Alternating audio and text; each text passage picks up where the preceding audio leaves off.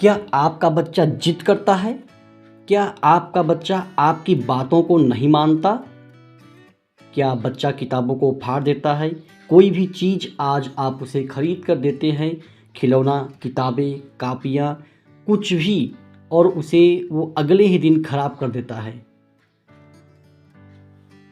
बच्चा टेलीविज़न पर समय अधिक देता है, बच्चा मोबाइल पर समय देता है, कार्टून देखता है, डांस देखता है, कई घंटों तक देखता है। आप उसकी इन आदतों से परेशान हैं, आप उसकी आँखों की रोशनी को लेके परेशान हैं, मोबाइल उसको कम कैसे करें, आप इस बात से परेशान हैं। यदि हाँ, तो यकीन मानिए आज आप बिल्कुल सही जगह पहुँचे हैं, जहाँ से आपके इन समस्याओं का निवारण हो सकता है। जी हाँ फ्रेंड्स, क्योंकि आज मैं आपको कुछ ऐसे फैक्ट बताऊंगा जो बच्चे की ज़िंदगी में सकारात्मक बदलाव करने में आपकी सहायता करेंगे। आज की भागदौड़ भरी ज़िंदगी में माता पिता अपने बच्चों को जो एक्सपेक्टेशन उनसे करते हैं वो बच्चों से मिल नहीं पाता। उसका कारण क्या है, आज इसी बातों पर चर्चा करेंगे। चलिए फ्रेंड्स, मैं बात करता हूँ बच्चा जिद करता है। अगर बच्चा जिद करता है तो आप उसे कैसे मनाएंगे, कैसे उसकी आदत में बदलाव करेंगे? ध्यान से समझिए, क्योंकि हम जिंदगी में कुछ भी कर लेते हैं, कोई भी मुकाम हासिल कर लेते हैं, लेकिन अगर बच्चे को एक सही दिशा नहीं दे पाए, एक बच्चे को सही स्थान पर हम पहुंचा नहीं पाए, उसको संस्कार नहीं दे पाए, तो इसका मतलब ये हुआ कि हम कुछ भी हासिल नहीं कर पाए। अगर बच्चा जिद करता है तो आप उसे कोई भी चीज़ तुरंत लाकर ना दें। बच्चा कुछ भी कहता है, पापा ये हमको चाहिए, मामा हमको ये चाहिए, हम क्या करते हैं, बच्चे के स्नेह के कारण, बच्चे के दुलार के कारण हम उसको वो चीज़ तुरंत ला करके दे देते हैं, और बच्चा उसकी वैल्यू को नहीं समझता, उसके महत्व को नहीं समझता।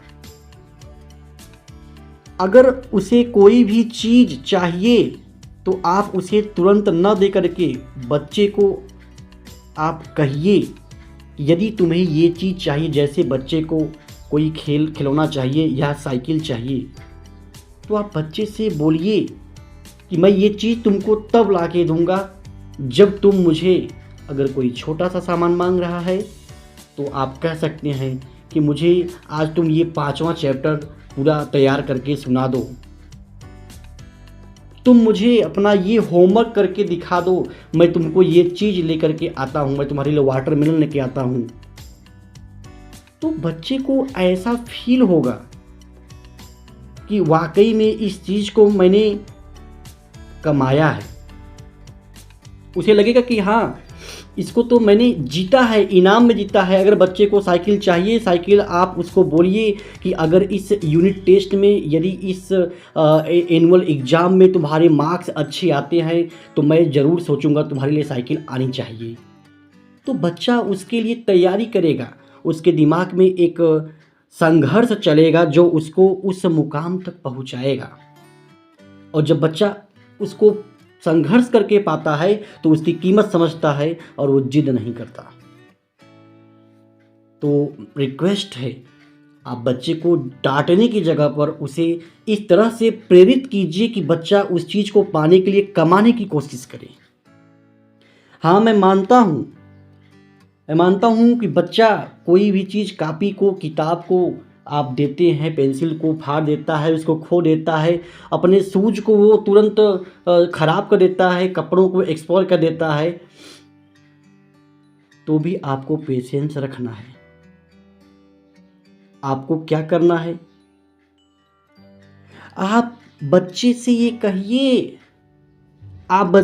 कहिए कि बेटा मैं ये तुम्हारी फेवरेट चीज़ लेके आने वाला था, या आप उसको वो फेवरेट चीज़ लेके आके दिखा दीजिए।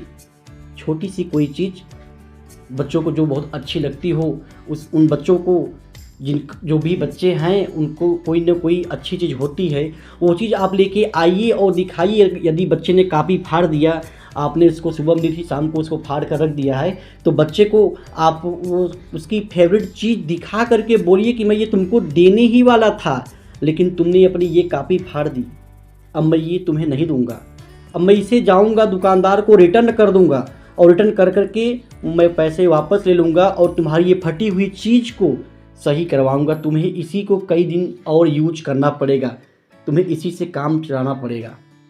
तो बच्चा समझेगा कि ये तो मैंने क्या कर दिया, मुझे नई चीज़ मिलने वाली थी और मैंने इसको फाड़ दिया, इसलिए अब मेरी जो नई चीज़ आ रही थी वो भी नहीं मिला और मुझे यही पुरानी चीज़ लानी पड़ेगी। तो थोड़ा सा बच्चे में बदलाव होगा। बच्चे को डांट के जगह पे आप उसको इंस्पायर कीजिए, समझाइए, पॉजिटिवली आप उसको देखिए, बच्चा भी आपको पॉजिटिवली ही देखेगा। जो आप चाहते हैं आपके लक्ष्य को बच्चा हासिल करेगा, लेकिन उसके लिए प्रयास आपको ही करना पड़ेगा। बच्चा आपकी बात को नहीं मानता है, आप उसको बोलते हैं बेटा पढ़ लो, नहीं पढ़ता है, बेटा खा लो, नहीं खाता है, तो उसको कैसे समझाएंगे?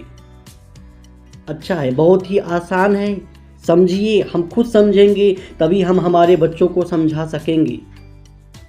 बच्चा आपकी बात या हमारी बात नहीं मानता है, क्या हमने उसकी बात को माना?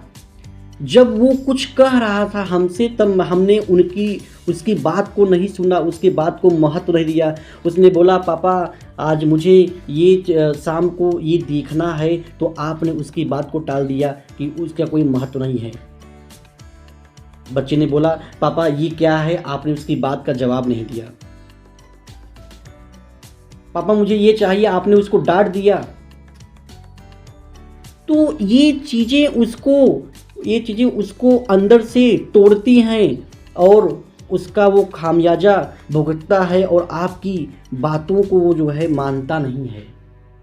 अगर चाहते हैं कि बच्चा आपकी बात को माने तो उसकी कुछ छोटी छोटी बातों को आपको मानना पड़ेगा। बच्चे ने बोला आज मुझे ग्राउंड में ले चलिए, तो आपको समय निकाल के उसको ग्राउंड में ले जाना पड़ेगा। बच्चा बोलता है कि मुझे बाहर दोस्तों से मिलना है, तो आपको उसकी अंगुली पकड़ करके आपको बाहर उसको दोस्तों से मिलने ले जाना है। जब बच्चा ये देखेगा कि हाँ पापा मेरे लिए सच में कुछ करते हैं, तो बिल्कुल आप बोलेंगे वो बात वो बच्चे को समझ में आएगी और वो बच्चा आपका जो बात नहीं मानता था धीरे धीरे आपकी बात को मानने लगेगा। बच्चा मोबाइल देखता है, मोबाइल से नुकसान होता है, ये आप जानते हैं, बच्चे को समझ में नहीं आता है। बच्चा मोबाइल को कैसे छोड़ेगा? बच्चा मोबाइल तब छोड़ेगा जब उसे ये आप बताएंगे कि मोबाइल से क्या नुकसान हो सकता है। उसको बताना पड़ेगा कि बेटा आज आप जो मोबाइल में आप देख रहे हो, कार्टून देख रहे हो, वीडियो देख रहे हो, एंजॉय कर रहे हो, क्या आप चाहते हो कि उसको हमेशा देखते उसको इस मोबाइल पर से समय निकाल करके हटा करके आप बाहर की दुनिया को भी देखिए। ये हमारी आंखें जो अनमोल है, ये बच्चे को बताना पड़ेगा मोबाइल के रेडिएशन से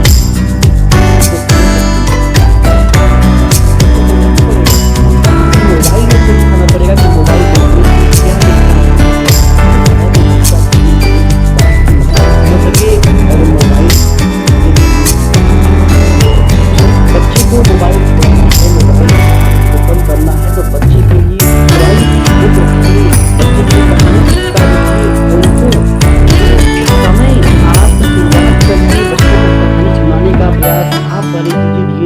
पढ़ के सुनाइए।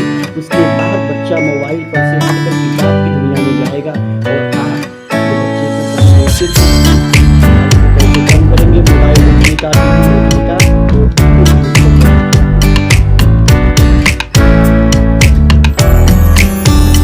आप इस तरीके से बदलाव करेंगे तो धीरे धीरे बच्चे के जीवन में जरूर बदलाव हो जाएगा। जैसा कि मैंने आपको कहा था, ये एक प्रयास है, सकारात्मक बदलाव आपके बच्चे को मिलेगा तो बिल्कुल देगा, लेकिन इसकी पहल आपको स्वयं करनी है।